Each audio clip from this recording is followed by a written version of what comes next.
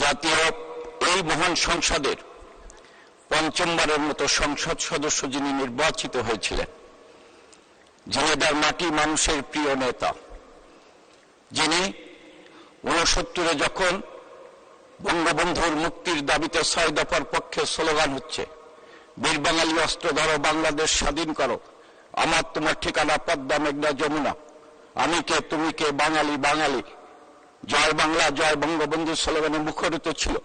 সেই সময়ে ঝিনাইদহের মাটি মানুষের প্রিয় নেতা আব্দুল হাই তখন কেসিসি কলেজের ছাত্র সংসদের নির্বাচিত সহসভাপতি ছিলেন, মহকুমা ছাত্রলীগের সভাপতি ছিলেন। যাত্রা শুরু করেছিলেন মহান মুক্তিযুদ্ধে বঙ্গবন্ধুর নেতৃত্বে। জনাব আব্দুল হাই সরাসরি যুদ্ধে অংশগ্রহণ করেছিলেন এবং বঙ্গবন্ধুর নেতৃত্বে বাংলাদেশ স্বাধীন হওয়ার পর ছাত্রলীগের নেতা হিসাবে বঙ্গবন্ধুর ডাকে সাড়া দিয়ে সেদিন দেশ গঠনে নিজেকে আত্মনিয়োগ করেছিলেন। পরবর্তীতে যুবলীগের দায়িত্ব পালন করেছেন। ৭৫-এর ১৫ই আগস্ট বঙ্গবন্ধুকে হত্যা করার পর সারা বাংলাদেশে অবৈধভাবে সামরিক শাসক জিয়াউর রহমান মুক্তিযুদ্ধের পক্ষে সকল শক্তিকে, আওয়ামী লীগ সহ প্রায় ৪.৫ লাখ নেতাকর্মীকে গ্রেপ্তার করেছিল, অনেকে গুম করেছিল, খুন করেছিল। সেই সময় ঝিনাইদহের মাটি মানুষের নেতা আব্দুল হাই সেদিন জিয়ার অন্ধকার প্রকাশ্যে নির্যাতিত হয়েছিল, মাথা নত করেননি। যেদিন জিয়ার অন্ধকার যুগে আলোর দিশার হিসাবে বাঙালির অনুভূতি, শক্তি, সাহস, প্রেরণা বঙ্গবন্ধু তনয় জননেত্রী শেখ হাসিনা বাঙালির আহ্বানে আওয়ামী লীগের তৃণমূলের নেতাকর্মীদের প্রত্যাশা অনুযায়ী আওয়ামী লীগের দায়িত্ব নিয়ে যখন দেশে এসেছিলেন ঝিনাইদহের আব্দুল হাই সেদিন থেকেই এক বিন্দু এক চুলে দিক সরেননি।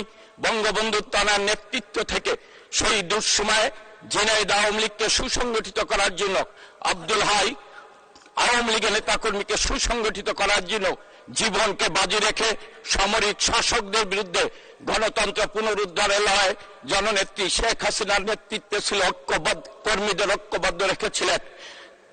মাননীয় স্পিকার আব্দুল হাই বঙ্গবন্ধুর তনয় তাকে তার সরকারের মন্ত্রী করেছিলেন, সফলতার সাথে মন্ত্রিত্বের দায়িত্ব পালন করেছে। আজকে আমার মনে পড়ে ২০০১ সালে বিএনপি জামাত ক্ষমতা আসার পর আমি তখন ঝিনাইদহ ছিলাম। সেদিন আমি আমাদের নেতা আব্দুল মান্নানের সাথে আমি ঝিনাইদহ ছিলাম, যিনি আজকে আমাদের মাঝে এই সংসদ সদস্য ছিলেন। সেদিন হরতাল ছিল, আব্দুল হাই কর্মীদের নিয়ে পিকেটিং এ নেমেছিলেন, কিন্তু বিএনপি জামাতের সশস্ত্র গুন্ডারা আব্দুল হাইয়ের উপর হামলা করেছিল। সেদিন আব্দুল হাই মারা যাওয়ার কথা ছিল, কিন্তু আল্লাহর রহমতে অল্পতে বেঁচে গিয়েছিলেন, হাসপাতালে মৃত্যুর সাথে লড়াই করেছিলেন। আজকে আমাদের মাঝে আব্দুল হাই নাই। আমি মনে করি বঙ্গবন্ধুর তনয় জননেত্রী শেখ হাসিনা তার একজন বিশ্বস্ত কর্মীকে হারালেন, একজন বিশ্বস্ত সংগঠনকে হারালেন, আর আমরা হারালাম আমাদের এই খুলনা অঞ্চলের ঝিনাইদহের একজন প্রাণপুরুষ জননেতা জনাব আব্দুল হাইকে।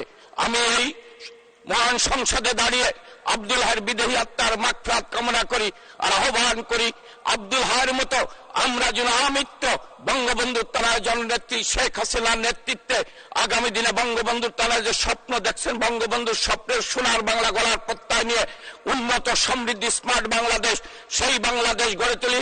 তাহলে আব্দুল হাইয়ের আত্মা শান্তি পাবে। সবাইকে ধন্যবাদ। আব্দুল হাইয়ের শোক সন্তপ্ত পরিবারের প্রতি সমবেদনা জ্ঞাপন করছি। জয় বাংলা, জয় বঙ্গবন্ধু।